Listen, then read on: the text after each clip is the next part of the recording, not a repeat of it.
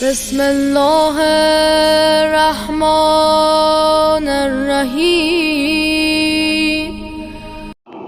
پر بہت بڑا کمال نہیں، لیکن جہاں آبرو کا خطرہ ہو، جہاں جان کا خطرہ ہو، جہاں مال کا خطرہ ہو، تمام جہاں انسانیت سسکیاں دے رہی ہے، جہاں گھٹن کا ماحول، جہاں صرف اندھیرا ہی اندھیرا ہو، کہیں سے کوئی روشنی نظر نہ آ رہی ہو، جہاں ہر ایک خاموش نظر آ رہا ہو، وہاں پہ حق کی آواز بلند کرنا یہ بڑے لوگوں کی پہچان ہے۔ جب نمرود گھٹن کی جگہ قائم کرتا ہے تو ایسی فضا میں اور گھٹن کی فضا میں کلمہ حق کو بلند کرنے والی ذات کو ابراہیم کہا جاتا ہے۔ فرعون کے مقابل میں کلمہ حق بولنے والے کو موسیٰ کہا جاتا ہے۔ یزید کے مقابل میں کلمہ حق بولنے والے کو حسین کہا جاتا ہے، اور آج کے ظالمین کے مقابل میں کلمہ حق کی آواز بلند کرنے والے کو تشیع کہا جاتا ہے۔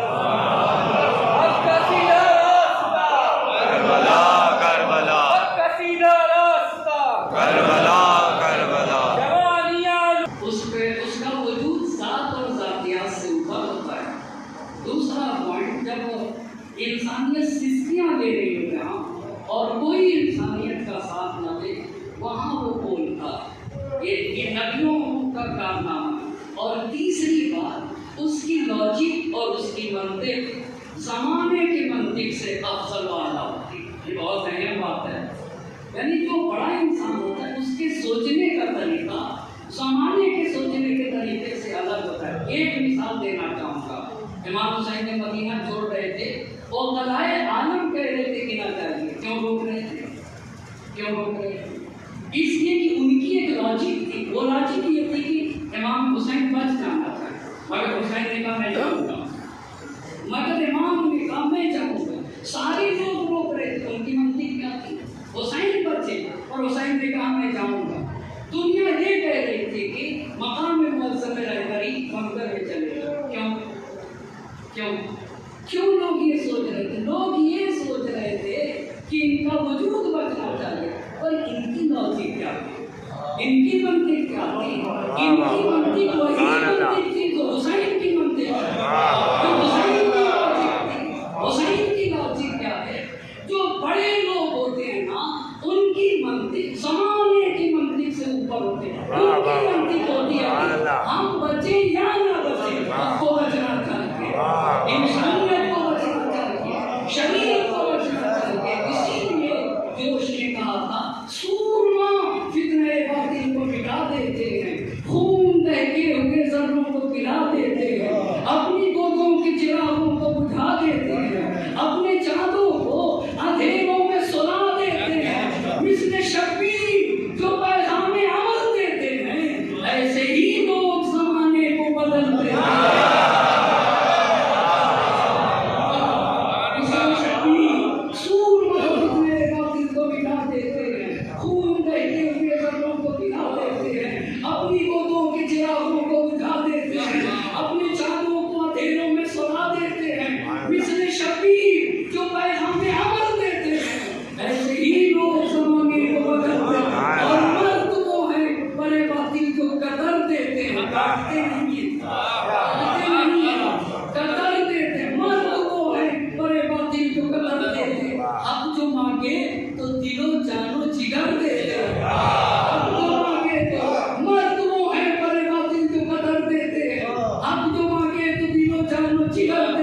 شیر سا بھائی تو یوسف سر پہ سر دیتے ہیں، شیر سا بھائی تو یوسف سر پہ سر دیتے ہیں، ہاتھ بیعت کو بڑھاتے نہیں، سر دیتے ہیں۔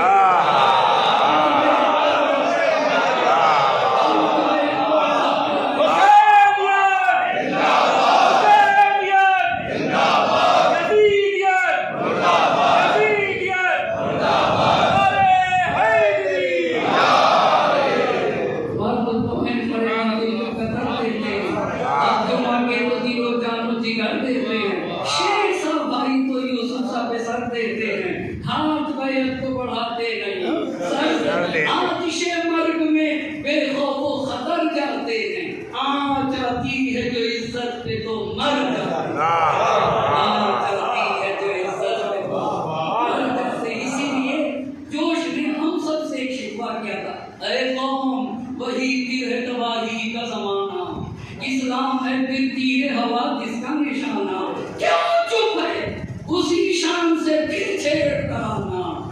تاریخ میں رہ جائے گا مردوں کا فسانہ، مٹتے ہوئے اسلام کا پھر نام جلی ہو، لازم ہے کہ ہر فرد حسین پیاری ہو۔